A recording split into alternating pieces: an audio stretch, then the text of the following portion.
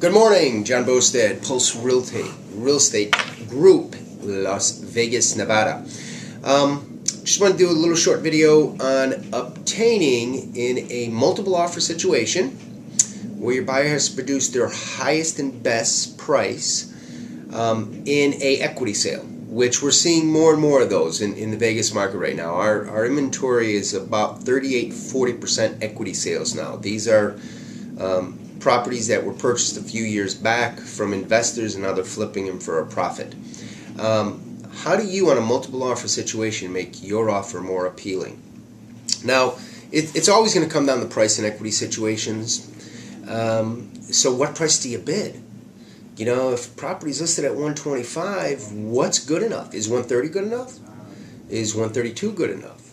I mean, you don't want to overpay, but at the same point, you need to be competitive enough to have your offer considered.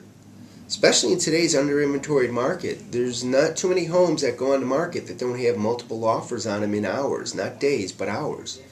So in an equity sale situation, how could you make give your buyer, or if you are the buyer, give your offer an opportunity? Here's a thought. What if you didn't put a price in the price line of the contract?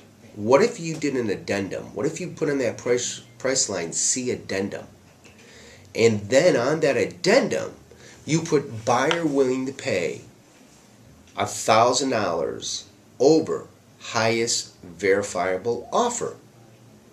Would that give you an opportunity? Possibly. Some agents are confused by the language, and some agents don't believe they can show you the next highest offer to yours, so you're $1,000 higher. They can't. Because of privacy laws, they have to take the buyer's name out. They have to sanitize it and take the buyer's name. But they can show you the first page of the contract showing what that second highest offer was, which yours, of course, would be $1,000 higher. And if you're a buyer and you're concerned about how high, you don't want to go too high, you can always cap that.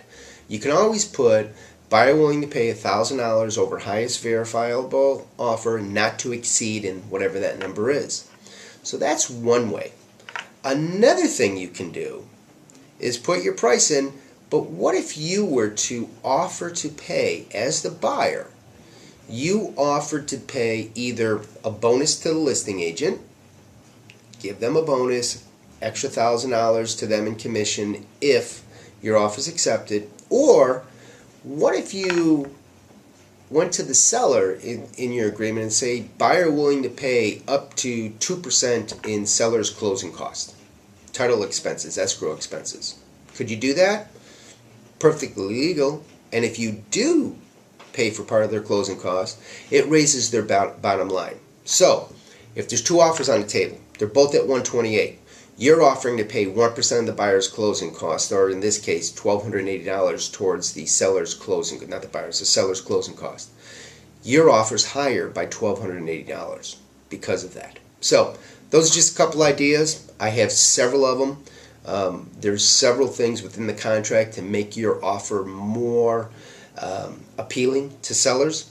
If you want that information, if you want to know how to make your offers more appealing, not only more mechanics on that, more definite information on that, examples of that, and or just how to make your offers appealing, email me, reoffer1@aol.com, reoffer1@aol.com. I'm here to serve, but can't do so if I don't know you need the help. So, with that said, have a very productive day. You have my email. Email me with any concerns, questions, if you need help.